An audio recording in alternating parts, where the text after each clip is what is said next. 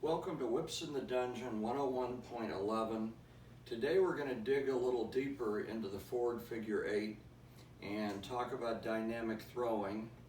And before we do that, because we're going to be cracking the whip, let's talk briefly about safety.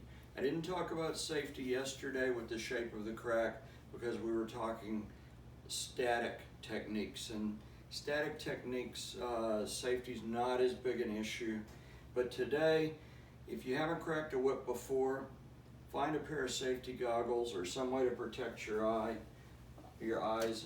Another good thing is to find a stiff brim hat. The stiff brim will protect your head. Wear long sleeves because you're going to hit yourself. I can't tell you how many times I've clipped my ear with a whip over the years. But briefly, let's look at yesterday. Yesterday we looked at the shape of the crack and we discovered that it makes a U shape as it rolls out. Whether you're doing the bow and arrow or whether you're coming over the shoulder, it makes a U shape all the way out to its end, and it ends with a light puff or a crack, depending on how hard it's thrown. When we move to dynamic throwing, let's first look at horizontal. Horizontal, we're really just turning that U shape sideways, and it's going to roll out as it comes across. And then we're going to recover it, and it's going to roll out. But the shape of that crack hasn't changed. It's still a U shape, and it's rolling out. We're just doing it horizontally. When we move overhand, if we were going to take a basic cracking or a sport cracking approach, there's two shapes that we look at. One is the U shape from an overhand crack, just kind of throwing it like a baseball or a softball, or any motion that comes overhand. That's that U shape rolling out. The other crack is an S shape. And there's a bunch of different names for this crack: circus crack, cattleman's crack. Because of the limitations of my ceiling, I'm going to have to turn this crack a little on an angle, and we might call it a cutback. But watch, regardless of the name of the crack, watch the shape of the crack. It's going to make an S shape. See that S shape?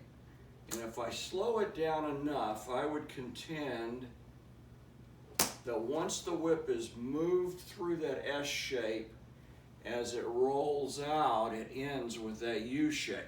So you could say there's only one shape to a crack, it's the U shape, or you could say that there's an S shape that transitions into a U shape finish.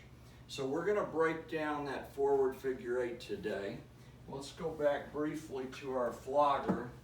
When we throw our flogger, and we have hours and hours of throwing a flogger in a forward figure 8, the goal is to lay the tails out and try to keep them together. Well, if you look, my tails, I'm having a little trouble keeping them together. So one of the ways we can help keep them together and add a little more emphasis to our throw is when I come around on the forehand side, I'm going to stall the whip. I'm going to stall all those tails out, and I'm going to punch them through. Okay? So we're going to stall it and punch it. And if you watch those tails, when I stall it and punch it, they actually stay together in a nice tight pattern, much easier than when I was just swinging them. So if I'm doing my forward figure 8, visualize me standing in between two railroad tracks. I want to keep the whip outside the railroad track. Some of you have already secretly written to me and told me that you've been hitting yourself with the whip trying to do the forward figure 8. You shouldn't hit yourself unless when it gets out there you're jerking it back towards you. You want to make a nice rolling forward figure 8, recover the whip outside of the railroad tracks. Now when I come around on the forehand side, I'm going to stall the whip. And I did good. I got my cracker caught up. We want to stall the whip on the forehand side and let it roll forward. Now I'm not jerking it back toward myself. I'm not doing a tail crack. I'm coming right out of this forward figure 8, and I'm stalling it and letting it roll forward.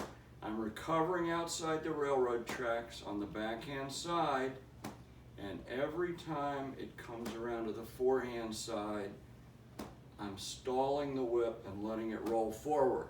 Because dynamically, that moment in time when we stall the whip and let it roll forward, we have a bow and arrow.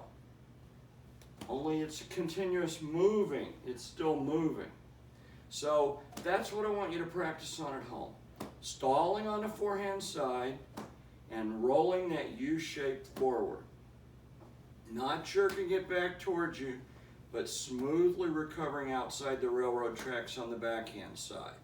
Then when you can do that, switch and roll it out on the backhand side. I'm having trouble demonstrating it. There we go. Roll it out on the backhand side. And then when you can do that, stall it, forehand and backhand, forehand and backhand, forehand and backhand. That little puff's what we want. Today's key word is cat o' nine tails.